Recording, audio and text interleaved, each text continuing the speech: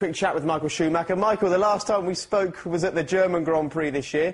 You told us at that time you weren't missing the buzz of Formula One, but now you're back. Yeah, you see how quick things can change. I mean, you should know the best, I guess. Absolutely. And talking of things changing, I was just mentioning your aborted attempt to return to Formula One this year. You stopped your return because of a neck injury. Tell us how the neck is now. I presume if the rumours about a 3-year contract are right, then your neck's OK. Indeed, yes. I wouldn't have entered into all this one if I wouldn't have felt 100% confident. And the confidence comes from a serious training that I have done recently in order to confirm that my neck can stand all the efforts that it couldn't stand this summer. OK, so the Formula One fans around the world, Michael, are very excited. There you are. We can see the Mercedes-Benz logo behind you. You're returning to Formula One. Tell us what your emotions are like. Well, my emotions are certainly very excited.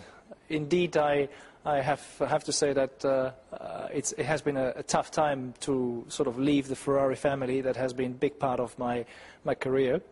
Nevertheless, it's a fantastic excitement after I got the call from Ross in November with a package of Mercedes providing a silver arrow that I'm going to be able to sit inside and throw it around. I mean, that's really great stuff.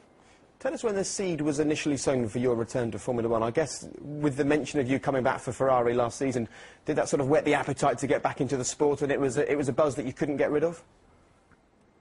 I mean, certainly it has initiated something that I didn't know it was there anymore. Before I went to my meeting with Luca di Montezemolo after the heavy accident from Felipe, I really didn't feel like it's what I want. Though when I felt the responsibility that I have in that moment, I thought, I got to do that. And starting and initiating this one has triggered what basically we see right now. In many ways, it's a brave decision. The legacy that you've left behind is as a driver who picked up those 7 world titles, who pretty much dominated the sport while he was there. Is any part of you slightly concerned about returning to Formula One after a hiatus of a few years and not being quite as fast as you were, and maybe that affecting people's long-term memories of you? I'm very motivated, I'm thrilled, and I'm excited. And that's what counts. I want to have fun out there, and I feel as fresh as ever, I have to say. The 3 years of a break recharged myself in a way that this summer I didn't really know, but now I do. And it's what I look for. I look for the challenge. I want to know it. So for all those fans that are questioning your return, you can promise them you are as driven and as fearless as you were when you stopped racing? Indeed. I mean, I've been playing around in many fields in these 3 years, and, well, you will see on track. Well, we're looking forward to it. What would count as success next year? I've already seen that the German people have said that they think 70% of them believe you're going to be crowned world champion next year. Talk about putting the pressure on early, Michael. Well, I mean, what do you expect? I have won it 7 times. I'm now with the team that won both titles last year. You have on top Mercedes as a partner and team owner. So you cannot expect anything else rather than to go for the World Championship, and that's what we're aiming for. So you believe that a world title is a possibility?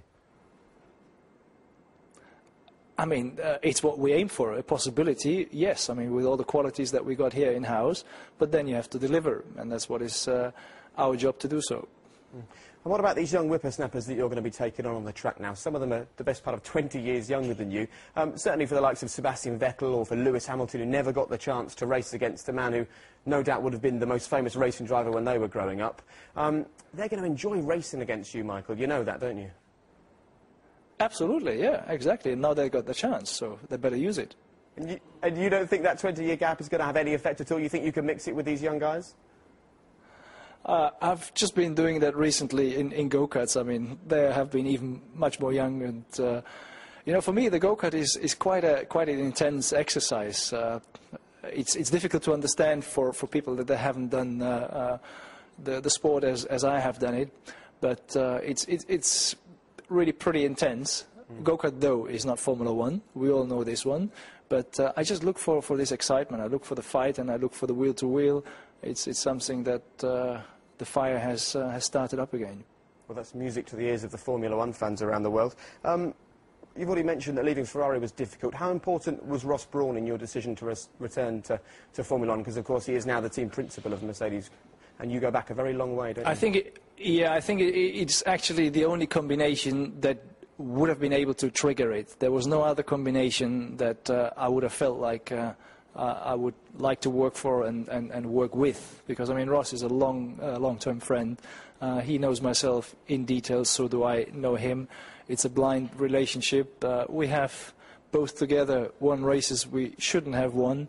We have had tough times, we've had good times, but in the end we have managed to finish them on a positive attitude. With the team, with the inspiration that actually today, during a little Christmas launch, I have felt, I mean, it has been a great excitement, a fantastic welcome from all the guys here. So I really feel inspired and I feel really great to deliver something. And another tasty little subplot for Formula 1 fans here in the UK is we've now got a German team with 2 German drivers and a British team with 2 British drivers. That's a nice, tasty story as well, isn't it? It is, yeah, indeed. Fantastic. Well, Michael, congratulations. Finally, how do you think you'll be feeling as you slip into the cockpit on the 14th of March in Bahrain?